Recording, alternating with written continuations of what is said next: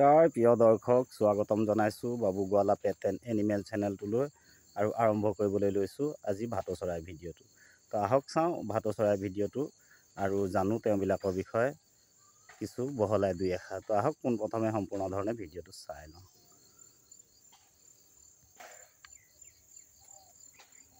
নিশ্চয় দেখিছে এইবিলাক উৰি গ'ল।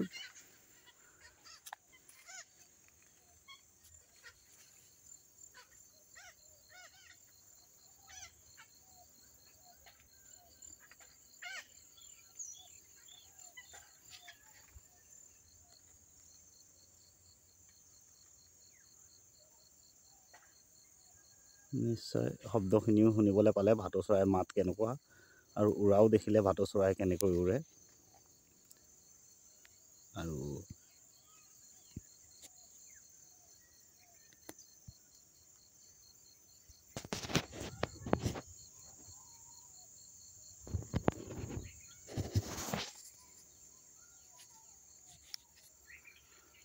আৰু মই সুন্দৰকৈ দেখাবলৈ চেষ্টা কৰিম।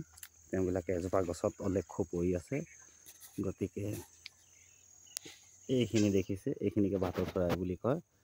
আৰু ভাটৌ চৰাই ঠিক সেউজীয়া বৰণৰ থাকে আৰু হ'লেও তেওঁবিলাকৰ তল পেট ৰঙচুৱা থাকে আৰু বৰ শক্তিশালী ঠোঁট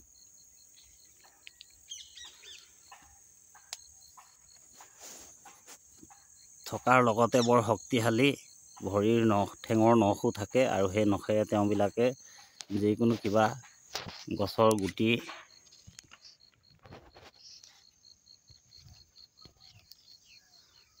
ছিঙি আনি খায়।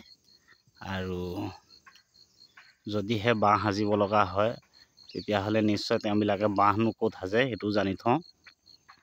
তেওঁবিলাকে বাঁহ সাজে গছৰ ধুন্দত, আৰু সেই গছৰ ধুন দৰকাৰ হ'লে নিজেও উলিয়াই লয় আৰু সেই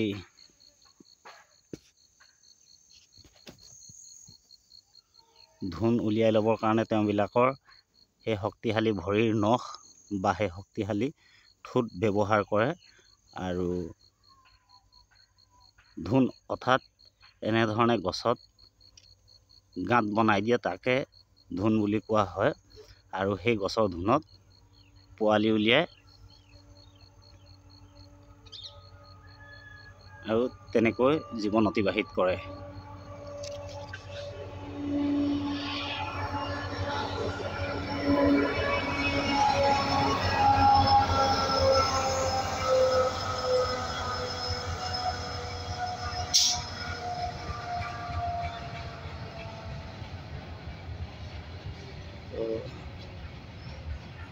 ভিডিঅ'টো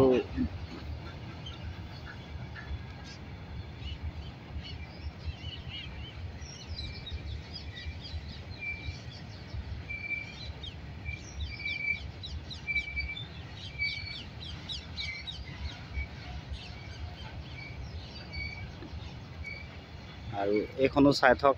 এখন হৈছে অসমলৈ তেল নিবলৈ অহা গাড়ী। ই বাহিৰৰ পৰা আহিছে আৰু আপোনালোকে নিশ্চয় জানে অসমত তেলৰ বিখ্যাত। তো সেইকাৰণে এইখন বাহিৰৰ পৰা আহিছে। কিমান অলেখ্য ডবা গ'ল দেখিলে নহয়। এই ডবাসমূহত ঘূৰি যাওঁতে তেল ভৰাই লৈ যাব আৰু সেই তেলবিলাকৰো হয়তো বহুতো নাম থাকিব পাৰে।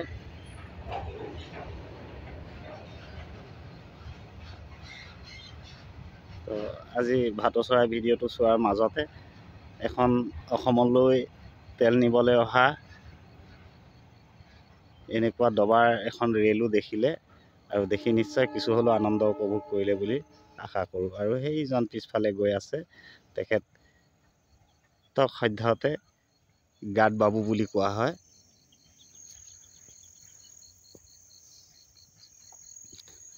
আৰু